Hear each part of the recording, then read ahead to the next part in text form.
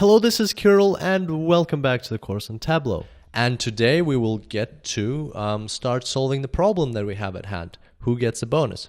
So we left off here last time. We were just playing around with Tableau. I hope you had a chance to explore further the different buttons and tools that Tableau has to offer, because the more you play around with it, the better you get at it. And it happens very quickly because Tableau is very, very intuitive. And that's just, we're talking just about the navigation. So you know basically where to look for what. Right now, I'll show you another cool feature is clear the dashboard. So we don't want any of this. And so there's a button over here, the red one, clear sheet. And so we're just going to click that and voila, everything's gone. By the way, if you're using the Mac or a MacBook, some of these layouts might be a bit different. So just kind of follow along and you will be able to find where they are, but just bear in mind that they might not be in the same exact place as I'm showing. Okay, so let's start answering the question. We already know that we can create bar charts. Let's create a bar chart for the representatives and see what they've sold. So we want representatives to be kind of in the columns. So there they are, our salespeople. And let's see how many units each one of these representatives has sold. There we go. So we can see that Richard has sold the most units, which is great. And how about we now break it down by region? So we know that we have 3 bonuses, one for every single one for the best representative in each region. And like this, we can't really tell who's the best in each of the regions. We can just tell who's the best overall. So what we're going to do is we're going to take region and we're going to drag it into columns, but we're going to put it before representative. So as you can see, I'm doing here, and I'm just going to let go. And what does that do? Well, it gives us a kind of another level on top of our representatives. So first, the chart is broken down by regions. So that you can see that here. So I'm just going to make this a bit smaller so I can zoom in. So here you can see that the chart is broken down central, east, and west. And then inside every region is broken down into by representative. And so that way we can easily tell who's the best in sales in each of the regions. So here it's Alex, here it's Richard, here's James. And so now I'll show you another cool feature.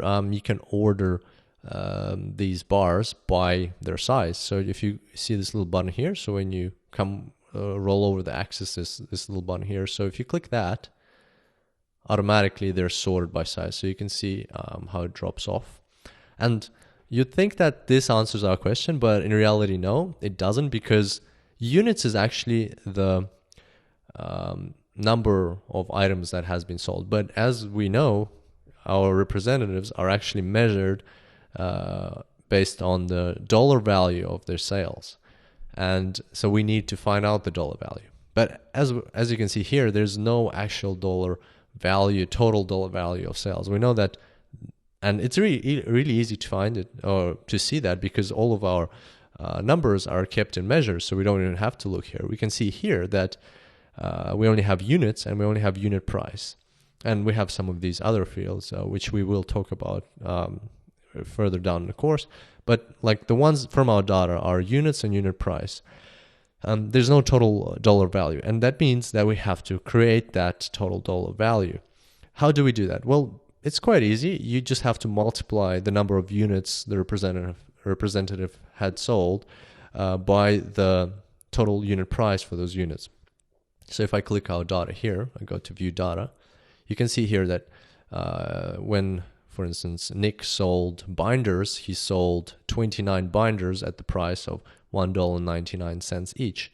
So the total revenue from that sale would be 29 times $1.99, making it somewhere around $58 for that sale.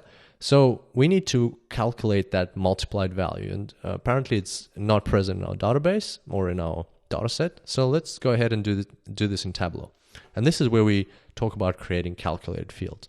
So all you have to do is right click on measures, create calculated field, and we'll call it total sales. And here we will take unit price or units, and we will multiply units by unit price.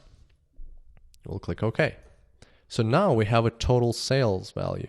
And as you can see, there's a little equal sign before the hashtag. That means it's a calculated field. So what we're going to do now is we're going to take total sales and we will drag it onto our chart to replace the units. So I'll just drag it exactly on top. And as you can see, Tableau picks it up and aggregates it just as it did with units. The other way to do it is you can take this one off, remove it, and then take total sales and put it on where you need it to be. And so now we have sum total sales. And now if we order by this value, you will see that we have a different picture. Now Richard is no longer the best seller overall. Susan beat him in the East region. Matthew is the best in the Central region. And James is still the best in the West region. So now we know who has deserved the bonus. It's Matthew, Susan, and James. And that was an example of how to create a calculated field in Tableau. Hope you enjoyed that, and I look forward to seeing you next time when we will be talking about colors.